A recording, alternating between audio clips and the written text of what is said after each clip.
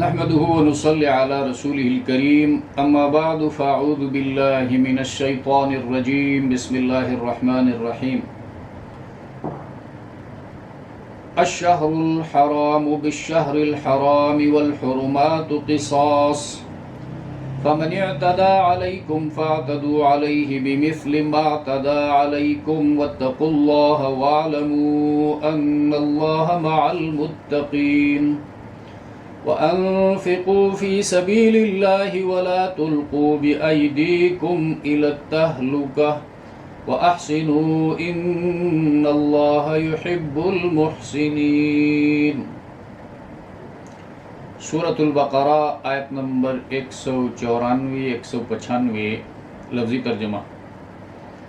الشہر مہینہ، الحرام حرمت والا عزت والا، بالشہری بدل ہے مہینہ کے، الحرام حرمت والے، والحرمات اور ادب اور احترام، قصاص برابر ہے، ادب و احترام میں برابری ہے۔ فمن اعتدى پس جو کوئی زیادتی کرے، حد سے تجاوز کرے، علیکم تم پر، فاعتدوا تو زیادتی کرو تم، علیہ اس پر، بمثلی جیسے ما اعتدى علیکم زیادتی کی ہے اس نے تم پر، واتقوا اللہ اور ڈرو اللہ سے، واعلموا اور جان لو، ان اللہ بے شک اللہ تبارک و تعالی مع المتقین ڈرنے والوں کے ساتھ، وانفقوا اور خرچ کرو، فی سبیل اللہ راستے میں اللہ کے، ولا تلقوا اور نہ ڈالو، بأیدیکم اپنے ہاتھوں کو، الی التہلکہ ہلاکت میں، واحسنوا اور نیکی کرو، ان اللہ یحب المحسنین بے شک اللہ پسند کرتے ہیں نیکی کرنے والوں کو۔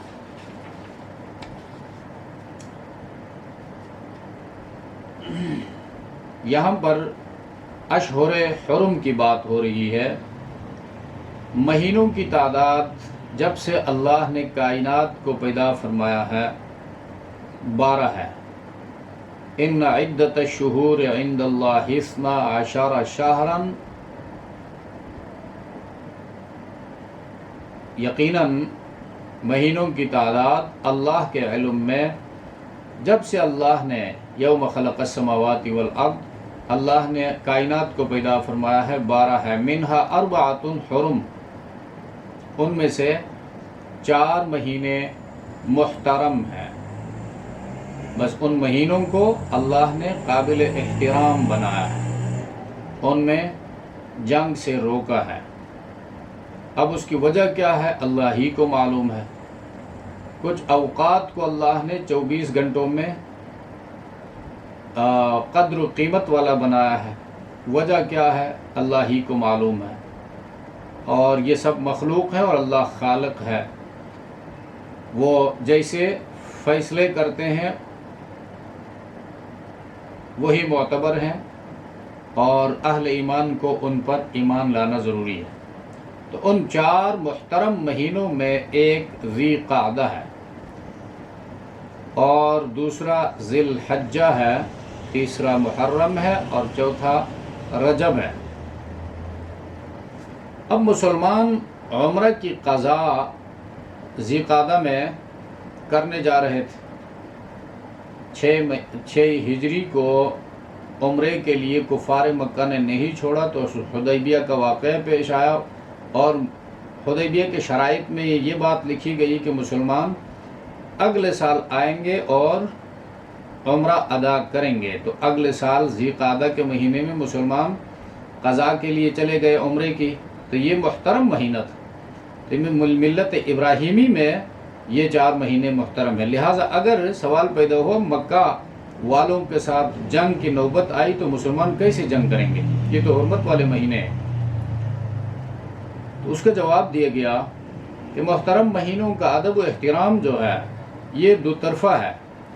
مشرکین مکہ بھی اپنے کو ملت ابراہیمی پر بتلاتے ہیں، ابراہیم کو اپنا دادا سمجھتے ہیں، اور حج کرتے ہیں اگرچہ غلط طریقے سے کرتے ہیں، تو ان مہینوں کا احترام اور ادب مشرکین پر بھی لازم ہے۔ یک طرفہ نہیں ہے کہ صرف مسلمان ان کا ادب کرے، احترام کرے۔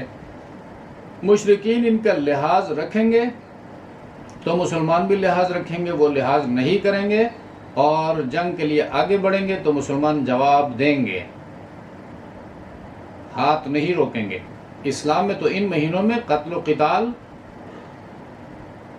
جائز نہیں ہے، اس لیے فرمایا کہ اگر مشرکین زیادتی کرے تو مسلمان برابر کا جواب دے، زیادتی نہ کرے، اللہ سے ڈرے اور اللہ تعالیٰ ڈرنے والوں کے ساتھ۔ تو ان الشہر الحرام بالشہر الحرام، ادب والا مہینہ ادب والے مہینے کے عوض ہے، اس کے بدلے میں ہے۔ والحرمات قصاص، اور ادب اور لحاظ میں برابری ہے۔ قصاص برابری کو گدی لفظ پہلے گزر چکا ہے۔ فمن اعتدى علیکم، بس جو تم پر زیادتی کرے، ایمان والوں سے خطاب ہے، فاعتدوا علیہ، اب پرمیشن ہے تم بھی زیادتی کرو اس پر، بمثل، اس جتنا، ما اعتدى علیکم، جو زیادتی اس نے تم پر کی ہے۔ واتقوا اللہ، اور اللہ سے ڈرو۔ اب بدلہ لیتے ہوئے بندہ کبھی آپے سے باہر ہو جاتا ہے جذبات میں، تو اس بات کی اجازت نہیں دی۔ یہ بھی اسلام کی حقانیت کی دلیل ہے کہ اخلاقیات کا خیال یہاں پر بھی رکھا۔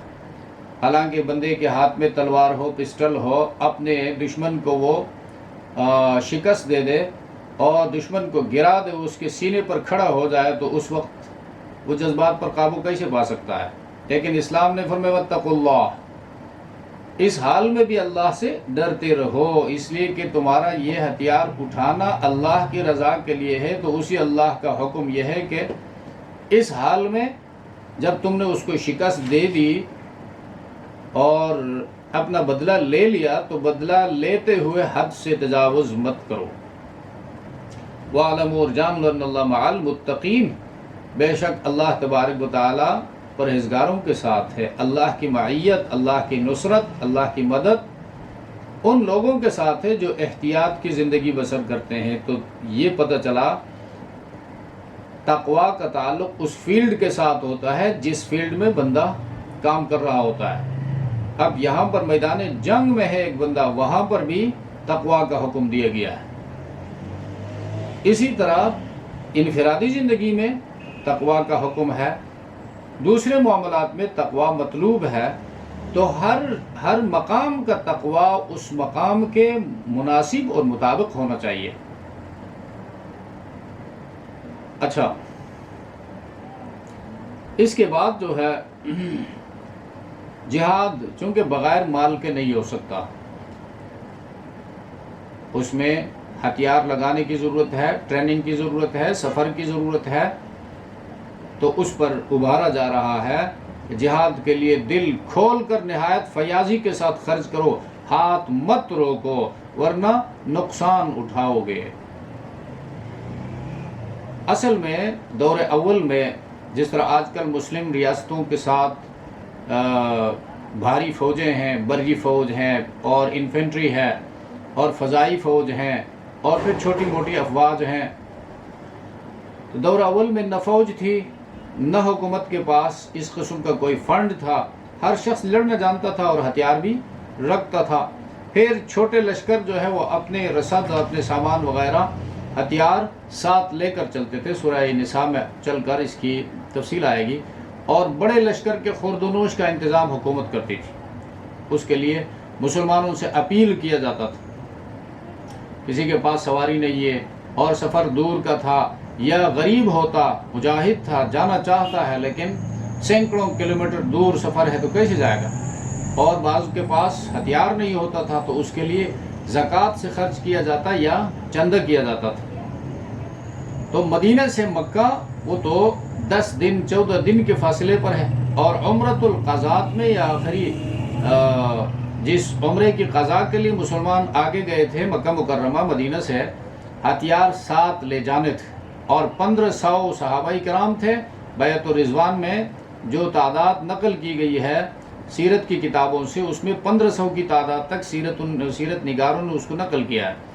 تو 1500 کے خورد و نوش کا انتظام بھی ضروری تھا، اس لیے کہ لوگوں کو ترغیب دی گئی، اکسایا گیا ان کو کہ جہاد کے لیے دل کھول کر خرچ کرو، ہاتھ نہ روکو ورنہ تمہارا نقصان ہوگا، کیونکہ مسلمانوں کی سرفرازی جہاد میں ہے۔ اور حدیث میں آتا ہے الجہاد ذروۃ سنامہ، اسلام کے کوہان کی بلندی جہاد ہے، اور اس کے لیے خرچ کرنا ضروری ہے۔ تو جہاد میں خرچ کرنے کا ثواب جو ہے وہ کم از کم 700 گنا ہے، 700 گنا، اور زیادتی کی کوئی حد نہیں، بلکہ 700 گنا سے جہاد میں خرچ کرنے کا اجر شروع ہوتا ہے۔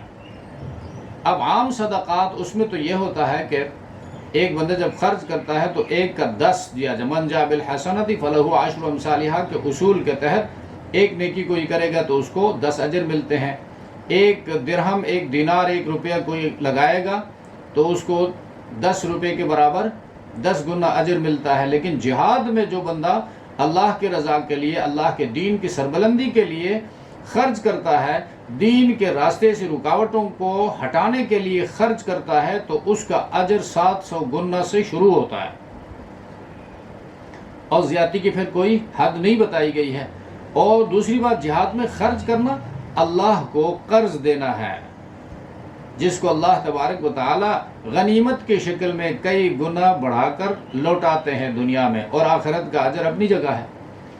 تو یہ آیتیں جو ہیں ان میں وَأَنفِقُوا فِي سَبِيلِ اللَّهِ اس مسئلے کو بیان کیا ہے، اور اللہ کے راستہ میں جہاد کے لیے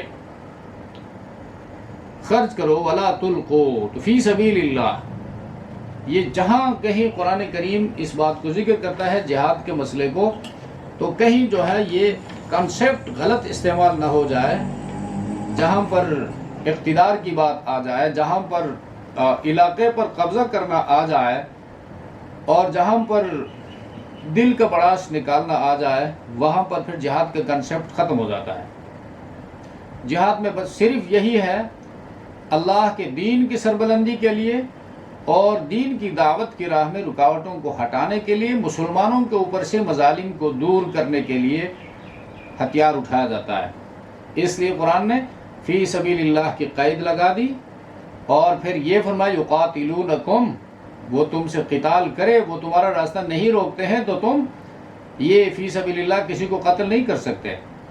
فی سبیل اللہ تمہاری نیت ہے، یقاتلونکم وہ وجہ ہے، ان کی سرکشی ہے، وہ تمہیں آگے بڑھنے نہیں دیتے ہیں، لہٰذا رکاوٹوں کو دور کرنے کے لیے آپ ہتھیار اٹھائیں گے، اور پھر جب آگے بڑھتے ہیں آپ کی رکاوٹیں دور ہو گئی تو لا تعتدوا، وہاں حد سے نہیں بڑھنا ہے، کسی کو بے جا جو ہے قتل کرنا شروع کر دو، بچوں پر ہتھیار اٹھاؤ، عورتوں کو قتل کر دو، یا معذوروں کو، یا مذہبی اسکالرز کو جو اپنی مذہب کے مطابق اپنے اپنے عبادت گاہوں میں جو کچھ کر رہے ہیں، پوجا پاٹ کر رہے ہیں، ان پر کچھ ہتھیار نہیں اٹھا سکتے۔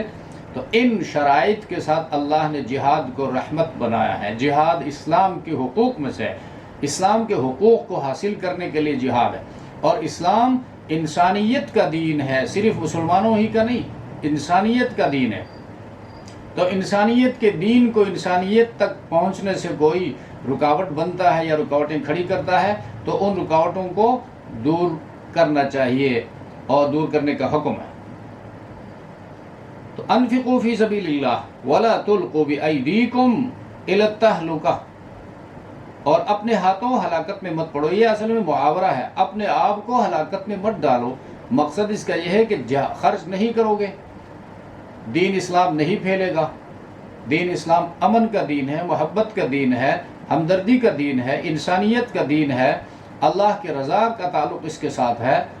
تو جب دین اسلام نہیں پھیلے گا تو لوگوں کے اندر جہالت پھر عام ہوگی، فساد ہوگا، لوگ اقتدار کے لیے، زمین کے ٹکڑے کے لیے، مفادات کے لیے ایک دوسرے کو قتل کرتے رہیں گے۔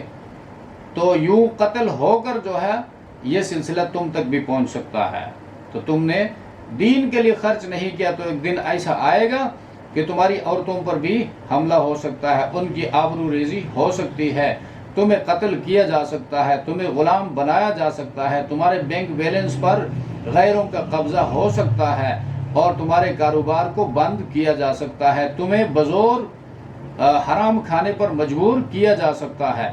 ان تمام چیزوں سے اگر بچنا چاہتے ہو تو جہاد کے راستے میں مال لگاؤ، آگے بڑھنے کی کوشش کرو۔ وَأَحْسِنُوا إِنَّ اللَّهَ يُحِبُّ الْمُحْسِنِينَ، احسنوا، اور ہر وقت نیک کام کرو، احسان کرو، بے شک اللہ تبارک و تعالی نیکوکاروں کے ساتھ ہے۔ یعنی اگر مجاہدین نیک بندے ہوئے تو کامیابی ان کے قدم چومے گی۔ یہ ریفرنس ٹو دی کانٹیکسٹ ہے۔